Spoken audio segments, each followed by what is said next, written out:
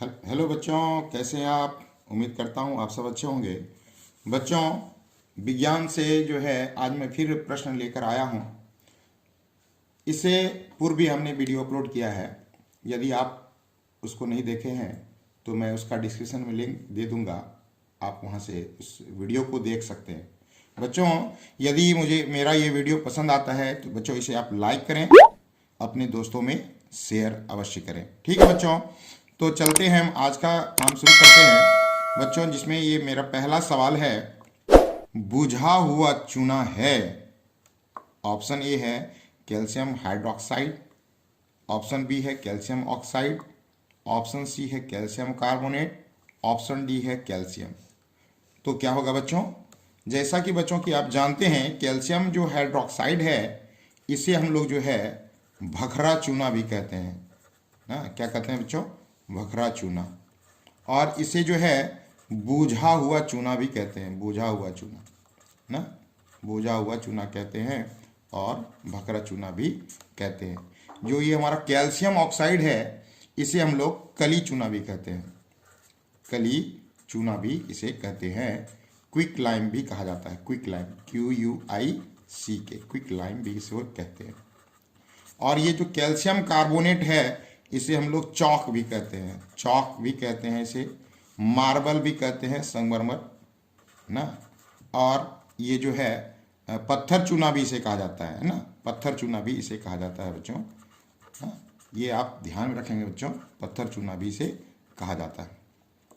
और ये क्या हमारा तो कैल्शियम है, ये तो धातु है। तो सब समझ गए होंगे बच्चों, इसका आंसर क्या होगा? बुझा हुआ चूना क्या होगा? Calcium hydroxide. आप बच्चों इन सब चीज़ों को याद रखेंगे। चलिए बच्चों, लेते हैं हमारा दूसरा सवाल। निम्न में से कौन भस्म नहीं है? कौन भस्म नहीं है? तो बच्चों, ये जो कैल्शियम ऑक्साइड है ये धातु के ऑक्साइड हैं। क्या है ये? धातु के ऑक्साइड हैं, धातु के ऑक्साइड। और धातु के जो ऑक्साइड होते हैं वो तो भास्मिक होते हैं, आप सब बच्चे जानते ही होंगे। और ये जो है क्या है? सोडियम क्लोराइड है, सोडियम क्लोराइड है। ये जो है NaOH जो स्ट्रॉन्ग बेस है और HCl जो स्ट्रॉन्ग एसिड है, इन दोनों से बना हुआ ये सॉल्ट है। तो सॉल्ट है, लवण है, अर्थात हमारा आंसर तो यही होगा, NaCl ही होगा। तीसरा भी देख लेते हैं बच्चों, ये है NaOH। NaOH क्या है? ये तो भस्म है, बेस है NaOH, और ये स्ट्रॉन्ग बेस होता है ना। तो यहां पर क्या है? तीसरा देखते हैं क्या है? Sodium carbonate. तो सोडियम कार्बोनेट क्या है? स्ट्रॉन्ग, ये भी क्या बच्चों? लवण है हमारा, लेकिन फर्क है इस लवण में ये क्या है? स्ट्रॉन्ग बेस और वीक एसिड H2CO3, इन दोनों से बना हुआ ये लवण है। ये क्या है? स्ट्रॉन्ग बेस है ना, प्रबल जो है भस्म है, और ये है दुर्बल जो है अम्ल है। इन दोनों से बना हुआ ये लवण है। जब इसे हम लोग जल में डालते हैं ना तो इसका नेचर जो होता है ना वो भस्म के जैसा हो जाता है, इसलिए ये भी क्या है? भस्म है। तो हमारा भस्म नहीं है तो क्या होगा? NaCl। ठीक बच्चों, तो लेते हैं हम अगला सवाल। अगला सवाल है,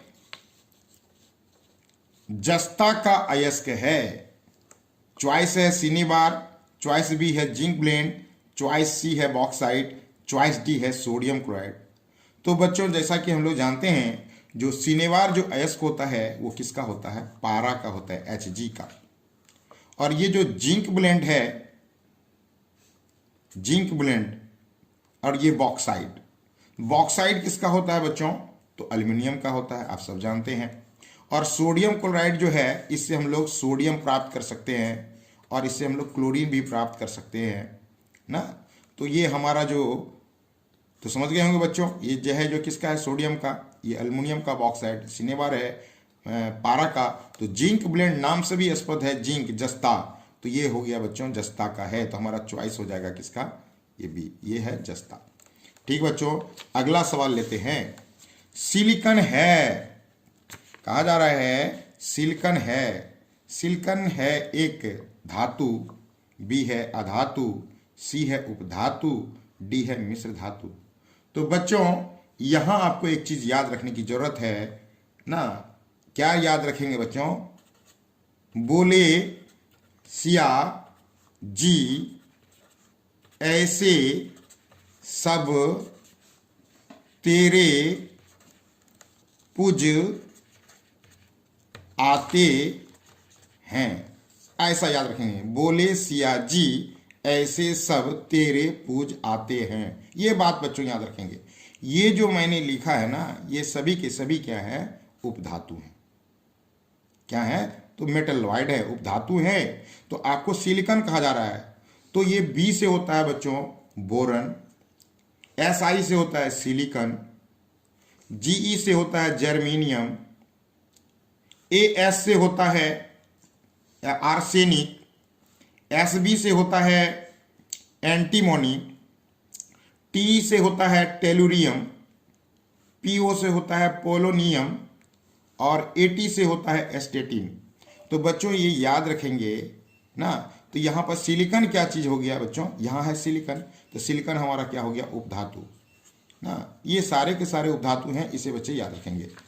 अगला सवाल है बच्चों,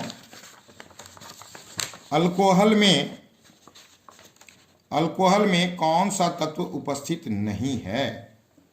तो बच्चों आप अल्कोहल को जानते हैं, अल्कोहल इस ऐसा होता है OH, ROOH। ये R क्या चीज होता है? तो ये अल्काइल ग्रुप होता है, जिसका जो सामान्य सूत्र होता है CnH2n+1, ये इसका सामान्य सूत्र होता है। तो बच्चों अल्कोहल में क्या चीज हो गया हमारा? ये कार्बन हो गया जो कि यहाँ है ना, हाइड्रोजन हो गया जो कि यहाँ है, यहाँ पर क्या है? ऑक्सीजन जो कि यहाँ है। तो बच्चों इसमें कहा जा रहा है अल्कोहल में कौन सा तत्व उपस्थित नहीं है? तो कार्बन है, ऑक्सीजन है, हाइड्रोजन तो है, तो नहीं है वाली बात क्या हो जाएगी बच्चों? हमारा आंसर हो जाएगा नाइट्रोजन। क्या हो जाएगा? नाइट्रोजन हो जाएगा। ये लगाना तो बच्चों हमारा गलत हो गया, ये होगा क्या? नाइट्रोजन। ठीक है बच्चों, तो आगे हम लोग चलते हैं बच्चों। क्या होगा? मेथानोइक अम्ल का सामान्य सूत्र। तो मेथानोइक जो अम्ल होता है वो क्या होता है? HCOOH ना, मेथानोइक अम्ल यही होता है। जो क्या है, इसे हम लोग जो है सामान्य सूत्र जो होता है वो सामान्य नाम जो है, सामान्य नाम क्या होता है हमारा? फॉर्मिक अम्ल इसका नाम होता है। क्या नाम होता है? फॉर्मिक अम्ल, जो लाल चींटी से प्राप्त किए जाते हैं। तो हमारा आंसर बच्चों यहाँ क्या होगा? फॉर्मिक अम्ल। और एसिटिक अम्ल के विषय में आप जानते हो बच्चों, जिसका कि सिरका में उपयोग किया जाता है, 6 to 8% जो होता है उसके एसिटिक अम्ल को सिरका कहते हैं। ये टार्ट्रिक अम्ल क्या है बच्चों? इमली में पाया जाता है। ये लैक्टिक अम्ल जो है दूध में पाया जाता है। तो मेथानोइक अम्ल जो क्या है, लाल चींटी से प्राप्त होता है, वो फॉर्मिक अम्ल है बच्चों। ये सूत्र है, ये याद रखेंगे। ठीक बच्चों, तो बच्चों तो डिस्क्रिप्शन पर लिंक होगा, आप वहाँ से अन्य सभी प्रश्नों को भी आप देख सकते हैं। चलिए बच्चों लेते हैं अगला सवाल। अगला सवाल हमारा है, स्वपोषी पोषण के लिए आवश्यक है। स्वपोषी पोषण के लिए आवश्यक है। तो स्वपोषी पोषण कहाँ होता है बच्चों? पौधों में, जहाँ पे प्रकाश संश्लेषण की क्रिया होती है, फोटोसिंथेसिस की अभिक्रिया होती है। तो बच्चों प्रकाश संश्लेषण में जैसा कि बच्चों आप जानते हैं कि क्या चीज़ जरूरी है? प्रकाश संश्लेषण अभिक्रिया को आप लोग जानते होंगे कि क्या लेता है पर्यावरण से? कार्बन डाइऑक्साइड, और लेते हैं जल, और ये क्लोरोफिल की उपस्थिति में जो है सनलाइट का उपयोग करते हैं पौधे, और क्या बनाते हैं? ग्लूकोज बनाते हैं। क्या बनाते हैं? ग्लूकोज बनाते हैं। और ऑक्सीजन जो है यहाँ मुक्त होता है, आप सभी जानते हैं बच्चों। तो यहाँ पर देखिए बच्चों क्या क्या हुआ स्वपोषी पोषण उपयोग। तो यहाँ पर बताइए क्लोरोफिल का उपयोग हुआ कि नहीं? स्वपोषी पोषण के लिए आवश्यक है, तो क्लोरोफिल जरूरी है कि नहीं? यहाँ क्या है? सनलाइट, ये जरूरी है कि नहीं? कार्बन डाइऑक्साइड, ये जरूरी है कि नहीं? अगर बच्चों इसे चॉइस में जल भी रहता तो वो भी हो जाता। यहाँ पर देखिए बच्चों क्या दिया है? क्लोरोफिल दिया है, कार्बन डाइऑक्साइड दिया है, सूर्यप्रकाश दिया है, इनमें सभी। तो क्या होगा बच्चों? इनमें से सभी उत्तर हमारा हो जाएगा, सब जरूरी है। इसके साथ साथ यदि हमारा जल भी रहता चॉइस में तो वो भी हो जाता। ठीक है बच्चों, अगला सवाल हमारा है, मैग्नीशियम पाया जाता है, ए है क्लोरोफिल में, बी है लाल कण में, लाल रक्त कण में, सी है वर्णी लवक में, डी है श्वेत रक्त कण में। तो मैग्नीशियम आप सभी बच्चों जानते हैं कि मैग्नीशियम जो है पौधों में पौधों के जो ये क्लोरोफिल होते हैं ना, क्लोरोफिल में जो है मैग्नीशियम पाए जाते हैं, इसलिए हमारा उत्तर हो जाएगा हमारा ए। अगला सवाल है बच्चे, ये निम्नलिखित में कौन संवहन उत्तक है? संवहन भास्कुलर टिश्यू है संवहन उत्तक। तो जैसा कि बच्चों हम लोग जानते हैं पौधों में जो है दो संवहन उत्तक हैं, ये क्या है बताइए बच्चों। देखिए चॉइस ए है एपिडर्मिस, बी है फ्लोएम, सी है जाइलम, डी है बी तथा सी दोनों। तो बच्चों हमारा आंसर हो जाएगा ये बी तथा सी दोनों। फ्लोएम और जाइलम दोनों ही क्या हमारे भास्कुलर टिश्यू हैं ना, संवहन उत्तक हैं। बच्चों लेते हैं अगला सवाल। हमारा जो अगला सवाल है, प्रोटोजोआ उत्सर्जित पदार्थों का निष्कासन कैसे करता है? ए है परासरण के द्वारा, बी है विसरण के द्वारा, सी है अवशोषण के द्वारा, डी है निष्कासन के द्वारा। तो बच्चों क्या होगा जवाब बताइए? विसरण के द्वारा। क्या होगा बच्चों? विसरण के द्वारा। प्रोटोजोआ जो है अपने उत्सर्जित पदार्थ का निष्कासन कैसे करते हैं? विसरण के द्वारा करते हैं। बच्चों इसे याद रखेंगे। आगे क्या है? शरीर का संतुलन बनाए रखता है। शरीर का संतुलन बनाए रखता है। ब्रेन का वो कौन सा भाग है जो हमारे शरीर का संतुलन बनाए रखता है? ए चॉइस है सेरिबेलम, बी है क्रेनियम, सी है मस्तिष्क स्टेम जिसको ब्रेन स्टेम कहते हैं, और डी है सेरिब्रम। तो बच्चों जैसा कि आप जानते हैं जो हमारा जो हाइंड ब्रेन होता है, पश्च मस्तिष्क, हाइंड ब्रेन जो होता है बच्चों, पश्च मस्तिष्क, ये दो भागों में बटा होता है। पश्च मस्तिष्क को दो भागों में बांटा गया है। एक कहलाता है सेरिबेलम, सेरेबेलम BELLUM सेरेबेलम, और दूसरा कहलाता है ब्रेन स्टेम। तो बच्चों जो ये हमारा जो सेरेबेलम होता है ना, सेरेबेलम, इसी के द्वारा जो है हमारे शरीर की संतुलन बनाए रहती है। तो बच्चों जो ब्रेन में जो है विभिन्न प्रकार के जो हैं, hind brain, fore brain, mid brain, और जो है ब्रेन स्टेम भी जो है विभाजित होते हैं, पोन्स बोरेलाई, मेडुला ऑब्लिंगाटा ना। तो फिर जो है फोर ब्रेन भी विभाजित होते हैं। तो ये सबके कार्य होते हैं, सबके कार्य हैं। इन कार्यों को बच्चों याद रखना पड़ेगा। लेकिन यहाँ जो हमारा शरीर का संतुलन है ये कौन करता है? सेरिबेलम करता है। इसे बच्चे याद रखेंगे। सेरिबेलम का काम होता है हमारे शरीर का संतुलन ना। तो चलिए बच्चों लेते हैं अगला सवाल। किशोरावस्था में होने वाले शारीरिक परिवर्तन का कारण है। किशोरावस्था, ए है टेस्टोस्टेरोन, बी है एस्ट्रोजेन, सी है थायरोक्सिन, डी है ए तथा बी दोनों। तो बच्चों जैसा कि आप जानते हैं बच्चों, ये जो हार्मोन है टेस्टोस्टेरोन, ये जो है टेस्टिस से स्रावित होने वाले हार्मोन है। टेस्टिस से स्रावित यानी वृषण, क्या कहते हैं बच्चों? ये वृषण ना, वृषण से स्रावित होने वाली ये हार्मोन है। और ये जो हार्मोन है वो मेल हार्मोन है बच्चों, मेल हार्मोन है, मेल हार्मोन ना, मेल हार्मोन है ये। और मेल हार्मोन्स हैं। और ये जो एस्ट्रोजेन है ये हैं ओवरी से स्रावित होते हैं बच्चों, अंडाशय से, ओवरी से, अंडाशय से स्रावित होने वाला हार्मोन है। और ये है फीमेल हार्मोन। ये क्या है? फीमेल हार्मोन है। और फीमेल हार्मोन है। और ये दोनों जो हार्मोन हैं ये यौवना अवस्था यानी जब बच्चे यंग होने लगते हैं, जवान होने लगते हैं, उस वक्त जो उनके शारीरिक परिवर्तन जो भी आते हैं, जैसे मूंछ आना, आवाज़ में परिवर्तन होना, और भी जो फिजिकल चेंजेज होते हैं, वो सारे चेंजेज जो होते हैं मेल में टेस्टोस्टेरोन के कारण से और फीमेल में एस्ट्रोजेन के कारण से ये परिवर्तन होते हैं। ये बच्चों याद रखेंगे आप ना। तो यहाँ पर उत्तर हमारा क्या हो जाएगा? ए तथा बी दोनों है ना। किशोरावस्था में शारीरिक परिवर्तन होते हैं, मेल में होते हैं टेस्टोस्टेरोन के कारण से और फीमेल में एस्ट्रोजेन के कारण से। इसलिए हमारा उत्तर हो जाएगा ए तथा बी दोनों।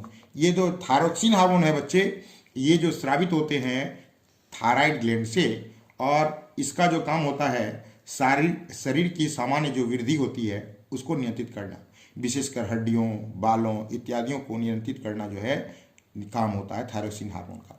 चलिए बच्चों लेते हैं अगला सवाल। अगला सवाल जो है आज का, बच्चों यदि अभी तक आपने चैनल को सब्सक्राइब नहीं किया है तो इसे सब्सक्राइब करें ताकि हमारे जो भी वीडियो आने वाले हैं उसकी सूचना आपको मिल सके। ठीक है बच्चों, तो लेते हैं अगला सवाल। अगला सवाल है रक्त क्या है, ब्लड क्या है, रक्त क्या है। तो जैसे बच्चों आप जानते हैं कि रक्त को हम लोग जो है लिक्विड कनेक्टिव टिश्यू भी कहते हैं, तरल संयोजी उत्तक भी कहते हैं। क्या कहते हैं बच्चों? तरल संयोजी उत्तक भी कहते हैं, तरल संयोजी उत्तक। रक्त अपने प्रवाह के क्रम में, यानी रक्त जब बहती हैं तो शरीर के विभिन्न हिस्सों में विभिन्न उत्तकों से भेंट घाट करती है। हाँ, भेंट घाट करती, मिलती जुलती हैं, हाय हेलो करती हैं उसके साथ। इसलिए इसको जो है ना तरल संयोजी उत्तक भी कहा जाता है। इसलिए हमारा चॉइस क्या होगा बच्चों, यहाँ हमारा रक्त क्या है तो उत्तक हो जाएगा। ये तरल संयोजी उत्तक है, अपने प्रवाह के क्रम में उत्तकों से जाकर भेंट घाट करती है, हाय हेलो करती है ये ना। इसलिए क्या कहते हैं इसको, तरल संयोजी उत्तक करते हैं। इसलिए हमारा उत्तर हो जाएगा उत्तक। ठीक है बच्चों, लेते हैं अगला सवाल। अगला सवाल है जीन शब्द। जीन शब्द किसने प्रस्तुत किया? चॉइस ए है मेंडल, बी है डार्विन, सी है जोहानसन और डी है लेमार्क। बच्चों इस प्रश्न में अक्सर बच्चे जो हैं गलती करते हैं, अक्सर बच्चे मेंडल मार देते हैं, जो कि सरासर गलत है बच्चों। जीन शब्द किसने प्रस्तुत किया, ये याद रखने की वाली चीज है बच्चों। जोहानसन ने जीन शब्द का जो है प्रस्तुत किया। सबसे जो है पहला जीन शब्द जो किसने प्रस्तुत किया बच्चों? जोहानसन ने। इस बात को याद रखेंगे बच्चों। चलिए लेते हैं बच्चों अगला सवाल। ऐसे तत्व जो इलेक्ट्रॉन को त्याग कर धनात्मक आयन बनाते हैं कहे जाते हैं। धनात्मक आयन जो बनाते हैं, तो धनात्मक आयन कौन बनाते हैं बच्चों? धनात्मक आयन क्या बनाते हैं? आप जानते हैं बच्चों, जो इलेक्ट्रॉन को जो त्याग करने की क्षमता होती है वो किसमें होती है? तो धातु में होती है। इसलिए हमारा बच्चों हो जाएगा बी आंसर होगा। क्योंकि धातु के वाह्यतम कक्षा में 1 या 2 या 3 इलेक्ट्रॉन होते हैं जो क्या करते हैं, उत्त्यक्त करते हैं, अपनी वाह्यतम कक्षा से निकालते हैं अपना अष्टक पूरा करने के लिए। तो इलेक्ट्रॉन का त्याग कौन करता है बच्चों? धातु करता है। बिल्कुल याद रखेंगे बच्चों। आगे देखें बच्चों, लोहा पर जिंक लेपित करने की क्रिया को कहते हैं। बच्चों लोहा पर जिंक लेपित क्यों किया जाता है? आप जानते होंगे बच्चों, संक्षारण करने के लिए इसका उपयोग किया जाता है। यानी लोहा जो है वो जंग से उसको बचाने के लिए उस पर जो है लेप किया जाता है। किस पे? जिंक से लेपित किया जाता है, जिंक का लेपन किया जाता है। और उस क्रिया को हम लोग कहते हैं गैल्वनीकरण कहते हैं, गैल्वेनाइजेशन कहते हैं, गैल्वनीकरण है ना बच्चों, गैल्वेनाइकरण। यहाँ पर बच्चों संक्षारण भी दिया है, इस पे आप बिल्कुल भी कंफ्यूज नहीं होंगे। लोहा पे जिंक का लेप संक्षारण करने के लिए किया जाता है। उस क्रिया को क्या कहते हैं हम लोग? गैल्वेनीकरण कहते हैं, गैल्वेनाइजेशन कहते हैं। ये बच्चों याद रखेंगे। ठीक है बच्चों, तो आगे देखिए बच्चों क्या है अगला सवाल हमारा। ये 17 जो 17 सवाल है, निम्न में से कौन सहसंयोजी यौगिक हैं? सहसंयोजी यौगिक बच्चों कहने का मतलब है जब यौगिक का निर्माण होता है दो तरह से। एक होते हैं इलेक्ट्रॉन का आदान प्रदान से, एक होता है इलेक्ट्रॉन के साझा से। जब इलेक्ट्रॉन के साझा से यौगिक का निर्माण होता है उसको सहसंयोजक यौगिक कहते हैं। तो बच्चों यहाँ पर आप देखें तो यहाँ पर है NaCl, यानी सोडियम 1 इलेक्ट्रॉन दिया है और क्लोरीन 1 इलेक्ट्रॉन लिया है। यहाँ इलेक्ट्रॉन का आदान प्रदान हुआ है तो ये क्या हो जाएगा बच्चों? आयनिक हो जाएगा। ये क्या होगा? ये आयनिक। यहाँ भी देखिए बच्चों, तो कैल्शियम यहाँ 2 इलेक्ट्रॉन दिया है और क्लोरीन 1 इलेक्ट्रॉन लिया है, यानी 2 क्लोरीन है 1 लिया है तो 2 इलेक्ट्रॉन ले लिया इसने कैल्शियम से, दोनों मिलके। तो ये भी क्या हमारा आयनिक हो गया। अगर सोडियम पे देखें तो सोडियम यहाँ 2 है, Na2O, यानी 1 सोडियम ने 1 दिया, दूसरे ने फिर 1 दिया और ऑक्सीजन ने 1-2 लिया। तो इस तरह से ये भी बच्चे क्या हो गया? आयनिक। ये भी यौगिक हो गए आयनिक। तो बच गए कौन? ये कार्बनिक यौगिक हैं बच्चों, याद रखेंगे। ये कार्बनिक यौगिक जो होते हैं ना वो क्या होते हैं? सहसंयोजक यौगिक होते हैं, सहसंयोजक यौगिक होते हैं, सहसंयोजक यौगिक होते हैं कार्बनिक यौगिक। इसे याद रखेंगे बच्चों। ठीक है बच्चों, लेते हैं अगला सवाल। आभूषण बनाने वाले सोना होता है ना बच्चों? ये सवाल तो आप सब जानते होंगे। जो आभूषण, जो हम लोग आभूषण पहनते हैं, सोना चांदी ना पहनते हैं ना आभूषण, उसमें से कहा जा रहा है सोना, सोना के विषय में कहा जा रहा है। सोना कितने कैरेट का आभूषण बनाने में प्रयोग किया जाता है? क्योंकि 24 कैरेट जो शुद्ध होता है वो शुद्ध सोना होता है, 24 कैरेट। और शुद्ध सोना का जो आभूषण होगा वो जो है बड़ा ही लचीला होगा, बिल्कुल अभी बनाएंगे आभूषण और उसे जरा सा भी लगेगा ठोकर उसकी आकृति बिगड़ जाएगी, इसलिए उसको एलॉय के रूप में उसका प्रयोग किए जाते हैं। और वो क्या होता है 22 जो है भाग लिया जाता है सोना, 22 भाग क्या लिया जाता है सोना, और जो है 2 भाग जो है दूसरे पदार्थ इसमें मिलाए जाते हैं, खास करके जो है इसमें मिलाए जाते हैं क्या तो तांबा मिलाया जाता है या चांदी मिलाया जाता है या दोनों ही मिलाया जाता है, जनरली मिलाया जाता है बच्चों। लेकिन 22 भाग क्या होते हैं उसमें सोना होते हैं, इसलिए कहा जाता है 22 कैरेट गोल्ड। ठीक है बच्चों, तो लेते हैं आज का बच्चों अगला सवाल। जो अगला सवाल है हमारा, निम्न में से कौन उत्कृष्ट गैस है बच्चों। बिल्कुल बच्चों, बड़ा ही बेहतरीन सवाल है बच्चों। उत्कृष्ट गैस यहां भी बच्चों आपको याद रखने की जरूरत है। ए है आयोडीन, बी है सिलिकॉन, सी है आर्गन और डी है ब्रोमीन। बच्चों यहां पर एक चीज याद रखेंगे, हाय ना अगर कर 0 रन पर आउट, हीलियम, नियन, आर्गन, क्रेप्टन, जेनन और रेडन। हाय ना अगर कर 0 रन पे आउट, इसे याद रखें बच्चे। हीलियम, नियन, आर्गन, क्रेप्टन, जेनन और रेडन, ये जो बच्चे हैं ना बच्चों, ये सारे के सारे जो हैं उत्कृष्ट तत्व हैं। तो इस चॉइस में देखिए बच्चों क्या है, आयोडीन है, सिलिकॉन है, आर्गन है, ब्रोमीन है, तो क्या होगा बच्चों ना आर्गन, तो क्या होगा यहाँ आर्गन हो जाएगा। बच्चों आज का जो हमारा आखिरी सवाल है वो देखिए बच्चों, ताम्र एवं टीन के मिश्र धातु को कहते हैं। तो बच्चों ये जो कांसा है, कांसा को जैसे कि बच्चों आप लोग जानते होंगे कि इसको ब्रोंज भी कहते हैं। ब्रोंज इंग्लिश में क्या कहते हैं बच्चों, ब्रोंज, BRONZE, ब्रोंज कहते हैं।